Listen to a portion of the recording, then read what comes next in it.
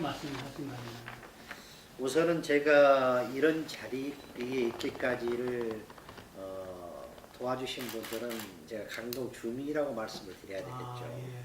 그 다음에 이제 폭넓게는 그래도 전국 지방자치의회 의장협의 회장을 맡게 된 것도 서울 시민들의 또 바람과 의원이 있었기 때문에 가능하지 않았느냐 생각이 들어서 모든 분들에게 감사 인사를 또 드립니다. 예. 그리고 또 한편으로는 어깨가 좀 무겁습니다. 사실 10여 년 동안 지방자치 제도의 개선을 요구를 했지만은 그것이 이행되지 못한 것을 저한테 그나마 좀 힘을 좀 실어주면서 이행이 될 수 해달라 하는 여러 가지 복합적인 문제점들을 해결하라는 그런 또 얘기들을 제가 또 이렇게 풀어 나가야 하는 것도 상당히 어깨에 짐이 무겁다 이렇게 말씀드리고 싶습니다. 저희들이 후반기에 이끌어낼 수 있는 거라면 우선적으로 뭐 잘 아시다시피 지방자치가 26년이 됐습니다. 부활이 된지. 그러나 이제까지 26년이 됐지만은 지방자치의회에 대한 변화는 별로 그렇게 없습니다. 변화된 것이 없고 그러면서 이제 시민의 욕구와 민원은 엄청나게 많이 늘어났습니다. 또 하나 예산 같은 심의도 하더라도 잘 아시겠지만은 한 40조의 세출 예산을 서울시의회가 심의를 또 해야 됩니다. 그다음에 짧은 기간이지만은 2주간에 걸쳐서 행정감사도 해야 되고 뭐 또 여러 가지 의원들에 대한 조례 재개정도 해야 될 이런 아주 상황이 있다 보니까 엄중한 막대한 그런 예산이나 행정감사에 대한 것이 감당이 어려울 정도로 많이 26년에 걸쳐서 늘어났다. 그래서 저희들이 우선적으로 정책 보좌관제를 간곡한 요청을 했지만은 실현이 되지 않기 때문에 우선 민원 전담 창구를 구성을 해서 민원 해결이라도 할 수 있는 부서를 한번 투자해가지고 저희들이 TF 부서를 해서 심의 거짓 담당관을 부서를 둬가지고 이제까지 그 민원이 해결되지 못한 민원들 정말 그 시민의 편에 서야 할 입장이었지만은 법으로 그렇게 제도를 묶어놨던 이런 문제들도 같이 한번 풀 수 있는 방안 또 저희들이 주고 이야기하면서 현장에 답이 있다. 현장에 직접 가서 민원인하고 접촉을 하고 또 거기에 공무원 담당 공무원하고 또 우리 시의회에서 또 공무원들이 협약을 서로가 의견을 나눠서 풀어볼 수 있는 민원은 풀어볼 수 있는 심의 거짓 담당 부서를 신설했다는 데 상당히 큰 목적이 있고 그의 좋은 효과를 보고 있습니다. 사실 청년 실업에 대한 역할들을 우리 박원순 시장도 고민을 하고 있지만 저희들도 상당히 고민을 많이 하고 있습니다. 뒤돌아보면은 우리가 8대 때부터 줄곧 주장했던 뭐 서울 강장 뭐 개방을 하는 조건 또 무칠한 게 무상급식이라는 여러 가지 그런 문제점 제도 또 누리과정 예산 문제 제도 지금의 이제 이들은 청년 실업 문제를 해결할 방법이 뭐가 있느냐 그럼 우선적으로 실업하는 청년들에게 또 희망을 줄 수 있는 여러 가지 프로그램들을 한번 만들어 보자 해서 자체적인 토론을 개최하고 자체적으로 의원들 간에 여러 가지 얘기들도 많이 하면서에 대한 정책 간담회들도 상당히 많이 하고 있습니다. 그와 더불어서의 청년 실업자들에게 다음은 얼마 되지 않지만은 예산을 좀 지원을 해서라도 그분들에게 좀 일자리 찾을 때까지 좀 희망을 줄 수 있는 계기를 만들어 보자 하는 의미로 저희들이 줄기차게 진행돼 왔지만은 중간에 또 그것이 수도배 될 수 있는 사례가 있잖아요. 그 다음에 문재인 정부가 와서 그걸 이제 풀었기 때문에 다시 제도적으로 지금 이렇게 실천하고 있습니다. 그래서 관심사항이 요즘에는 저희 이제 주된 관심사항으로 갖고 있습니다. 사실 정책 보좌관제, 인사권 독립, 뭐 여러 가지 그런 문제점들을 6가지 안을 가지고 저희들이 TF 구성을 했습니다. 지방분권.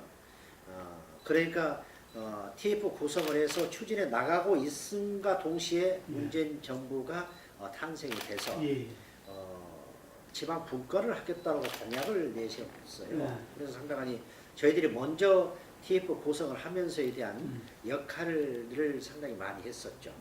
그래서 제도권 안에서 이렇게 정책 보좌관제나 인사권 독립이나 후원의 여러 문제점들을 많이 저희들이 논의를 하면서 했지만 실현된 게 없었습니다. 그러다 보니까 이제는 전문성을 가진 사람들이 TF 구성을 해서 해볼 필요가 있다 해서 학계와 정치, 그 다음에 뭐 언론, 또 이런 분들이 합작을 하고 또 우리 의회 차원에서는 더불어민주당, 그 다음에 그 자유한국당, 그 다음에 또 국민의당, 이 또 서희의 또 대표들이 머리를 맞대면서의 전문성을 가지고 다 함께 참여해요. 그렇죠. 국회에도 가서 논의를 하고 그 다음에 행정안전부에 가서도 논의를 하고 여러 가지 각 언론도 논의를 하고 각 부서별로 논의를 하면서에 대한 것을 좀 실현을 하려고 그래서 저희들이 그런 문제점에 대해서는 상당히 국회에서도 저희들이 토론회를 하고 이렇게 했습니다. 그래서 그런 점에 이제는 전문성을 가지고 지금 해보자는 의미로 TF 구성을 한 것입니다. 정책보좌관제의 필요성은 아까도 말씀드렸지만 26년이란 세월이 흘러서 지방자치예부가 시작이 됐습니다. 그러나 시방이 됐을 때 그때 26년 전에 대한 시민에 대한 요구사항 민원이나 또 뭐 감사나 또 뭐 예산 심의 같은 그때 당시하고 26년이 지난 지금 단계로 하루가 딱입니다. 그러나 제도 개선이 되지 않는 것은 26년 전에 입었던 그 어린애 옷을 26년 청년이 됐어 똑같은 옷을 입고 어떻게 활동을 할 수 있겠느냐 하는 것으로 간단히 요약하면 그렇게 말씀을 드리겠고요. 특히 서울시 예산은 그게로 봤을 때는 대한민국 세출 예산 400조의 10분의 40조입니다. 이거는 예국으로 따지면은 초에 대한 거대한 도시라고 봐야 됩니다. 국가라고 볼 수 있는 그런 예산입니다. 그러나 그것을 예산을 심의하고 또 감사하고 이 하기에는 너무나 한 사람 목으로는 벅차다. 또 두 번째로는 조례 개정이나 또 뭐 재개정에 대한 문제점도 상당히 혼자 하기는 벅차다. 그 다음에 뭐 1년에 한 22주에 대한 그 기간 내에 행정감사를 하기에도 너무나 벅차다. 지금 의원 혼자 힘으로 다 해요. 혼자 힘으로 하는 거죠. 그래서 이런 벅차는 것을 정책 보좌관 한 명이라도 인력을 추가를 시켜줘가지고 행정감사 예산 심의라든지 조례 재개정 문제에 대해서도 할 수 있는 그런 분위기를 해달라고 줄기차게 얘기를 했지만 실행이 되지 않는 것에 대해서 상당히 마음 아프게 생각합니다. 또 하나 문제는 뭐냐 하면은 시민들이 생각하는 것은 시의원은 어떤 정책 보좌관이 비서 역할을 하지 않겠냐 이렇게 또 생각하시는 분들이 많이 있습니다. 그러나 우리가 바꿔서 생각을 하면은 국회의원들은 9명의 또 보좌관이 있습니다. 9명의 보좌관들이 국회의원이 직접 뽑아서 직접 그 보좌관 역할을 하고 있는 것하고 우리하고 차이점은 많지 있잖아요. 40조의 예산에 106명이 나누면 약 한 106명의 시의원이 나누면 3,800억을 혼자서 심의를 해야 됩니다. 그 감당하기 어려운 것을 어떻게 의원 혼자서 할 수가 있겠어요? 그래서 행정감사나 이런 예산 심의할 때 상당히 어려움이 많이 있다는 것을 아시면 됩니다. 제가 보는 지방분권이라는 것은 개헌은 확실히 잘 된 것이라고 봅니다. 그러나 개헌을 하더라도 지방분권에 대한 지방자치의회도 같이 포함이 돼서 우리의 목소리도 같이 실어줘야만 진정한 지방분권이라고 저는 말씀을 드리고 싶습니다. 그러나 의회를 경시하고 지방분권을 한다는 것이 성공적인 지방분권이 아니다. 저는 행정부 장관을 만나서도 강력하게 얘기를 했습니다. 그러면은 지방자치 제도를 같이 포함을 시켜야만이 그것이 진정한 지방분권이다. 저는 이렇게 말씀드립니다. 말하자면 자치특권 강화 이런 부분 그렇죠. 이루어져야 된다는 거죠. 그렇죠. 예를 들어서 어떻게 전시회와 감시를 하게끔 하고 뭐 시민들이 요구하고 있는 수레바퀴를 양 수레바퀴가 이렇게 똑같이 굴러가야 될 거 아니에요. 그러나 힘이 없는 수레바퀴를 어떻게 똑같이 갈 수가 있느냐 하는 것을 한번 생각을 해봐요. 예, 그렇게 질문해 주시니까 감사합니다. 그런데 저는 사실 풀뿌리 민주주의의 예. 근본인 구의원부터 제가 시작을 했습니다. 예. 구의원 재선을 하고 시의원도 3선을 하면서에 구의원 때는 제가 건설재정위원장 부의장도 했었고 예. 그 다음에 시의원 때는 8대 때는 부의장 당대표 지금은 이제 의장까지 하고 예. 전국 시도 의장단 협의회 제가 회장까지 맡고 있습니다. 예. 이제는 풀뿌리 민주주의 근본부터 계단을 하나하나 거쳐서 음. 마지막 단계까지 왔습니다. 예. 그러면 제가 뒤돌아보면 한 20년의 역사에 제가 주민에 대한 심부름 뿐이로 또 열심히 봉사하는 역할로 이렇게 충실히 해왔거든요. 이제는 더 이상 갈 자리가 없어요. 예. 그리고 이것을 그냥 묻히는 거 너무 아깝지 않습니까? 네. 그래서 20년 동안 쌓아왔던 여러 가지 복합적인 노하우를 이제는 진정한 강동 구민에게 한번 쏟아부어야 할 때가 됐다. 아, 예. 그런 의미로 경륜과 연륜을 함께 묶어서 이제는 지방 분권이 되면 지방 분권에 대한 살림은 자립이 많이 이루어질 것이다.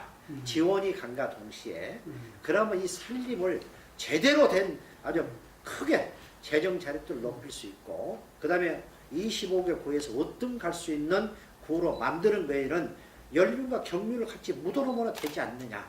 그래서 저는 이제는 마지막 공사로 강동구 주민에게 구청장 출마해서 봉사하고 싶고 마음에서 출마를 하려고 생각을 갖고 있습니다.